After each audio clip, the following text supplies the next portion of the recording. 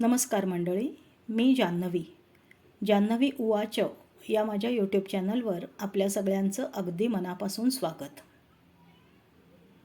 माझ्या आजच्या लेखाचं नाव आहे उंबरठा. लेख आवडला तर लाईक करा, शेअर करा आणि सबस्क्राईब करा. धन्यवाद. अनिता BCom झाली आणि मैत्रिणींच्या बरोबर तिनेही एका प्रायव्हेट कंपनीमध्ये नोकरीसाठी अर्ज केला. तिला इंटरव्ह्यूसाठी बोलावणं आल्यावर तिने घरात ही गोष्ट सांगितली. त्यांची काय प्रतिक्रिया असणार हे ती जाणून होतीच आणि म्हणूनच तिने आधी कोणालाही कल्पना दिली नव्हती. अनिता त्या घरातला शेंडेफळ. तिला एक मोठा भाऊ होता. तो 2-3 वर्षांपूर्वीच नोकरीला लागला होता. तिच्या वडिलांना रिटायर व्हायला 4-5 वर्षे अवकाश होता. खाऊन पिऊन सुखी असणाऱ्या कुटुंबात अनिताने नोकरी करावी असं कोणालाच वाटत नव्हतं. झोपाळ्या वाचून झुलायचे दिवस आहेत तर मजा करून घे, नोकरीची काय गरज आहे, असेच सर्वांचे विचार होते. अनिताला मात्र सतत बिझी राहायला आवडत असे. नोकरी फक्त पैसे मिळवण्यासाठीच करायची नसते. घराबाहेर पडले तर माझ्यासाठी नवीन दालन उघडलेलं असेल, नवीन लोकांशी माझ्या ओळखी होतील, माझ्या ज्ञानात अनुभवात भरच पडेल असं तिला वाटत असे. तिने घरातल्या सर्वांसमोर आपली मतं मांडण्याचा प्रयत्नही करून बघितला.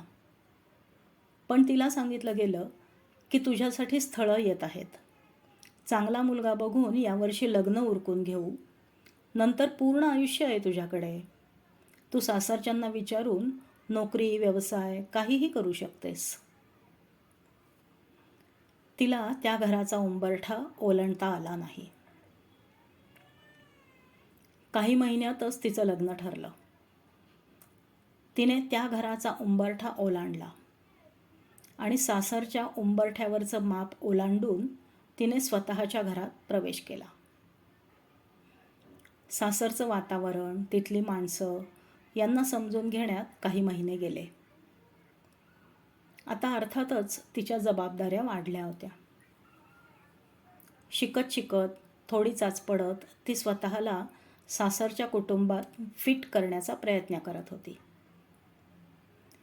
एकत्र कुटुंबात स्वतःला त्यांच्यातली एक बनवण्यासाठी तिला थोडा वेळ द्यावा लागला. अशा परिस्थितीत तिला नोकरीचं न देखील उच्चारायला जमलं नाही. तिच्या मनात खूप वेळेला येत असे, मी जर लग्नापूर्वीपासूनच नोकरी करत असते तर हा प्रश्नच आला नसता. हळूहळू तिच्या जबाबदाऱ्या वाढतच गेल्या. ती 2 मुलांची आई झाली. त्यांना आपल्या डोळ्यासमोर मोठं होतानाचं सुख तिने अनुभवलं. त्यांच्यावर चांगले संस्कार तिला करता आले याचंही खूप मोठं समाधान तिला होतं. त्यांच्या यशात तिला सहभागी होता आलं आणि त्यांच्या दुखण्या खुपण्यातही ती होतीच. हे सर्व करताना ती आनंदीच होती. नंतर सासूबाई आजारी असतानाही ती घरी होती म्हणूनच गोष्टी सोप्या झाल्या होत्या. हे सर्व चालू असताना तिने तिचे स्वतःचे असे अनेक छोटे छोटे उद्योग व्यवसाय चालू ठेवलेच होते. अर्थात तेव्हाही पैसे मिळवणं हा उद्देश नसून स्वतःला गुंतवून ठेवणं हाच उद्देश होता. असं असलं तरीही नोकरी करणाऱ्या, 4 लोकांमध्ये वावरणाऱ्या, स्वतःच्या पायावर उभ्या असणाऱ्या तिच्या मैत्रिणींना, जावा, नणदा, बहिणी, वहिन्या अशा सर्वांना बघितल्यावर आपण कुठेतरी कमी आहोत असं तिला वाटत असे. तिच्या मनामध्ये न्यूनगंडाची भावना असे. त्यांच्या वागण्या बोलण्यातला आत्मविश्वास पाहून ती स्वतःचा आत्मविश्वास हळूहळू गमावू लागली.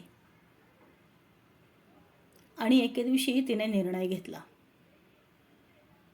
तिने सासरच्या घराचा उंबरठा ओलांडला. आता ती नोकरी करू लागली. आजपर्यंतच्या आयुष्यात कधीही तिला न मिळालेला आदर आता तिला मिळत होता. तिच्या कामात ती चोख होती म्हणून ऑफिसमध्ये, आणि उशिरा सुरुवात करूनही घर आणि ऑफिस मॅनेज करते म्हणून घरीही. धन्यवाद.